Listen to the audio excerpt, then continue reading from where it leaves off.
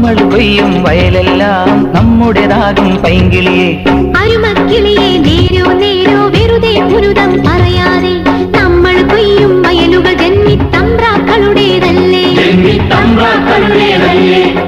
അല്ലെന്നേ അല്ലെന്നേ അല്ലല്ലല്ലെന്നേ അല്ലെന്നേ അല്ലെന്നേ അല്ലല്ലല്ലെന്നേ.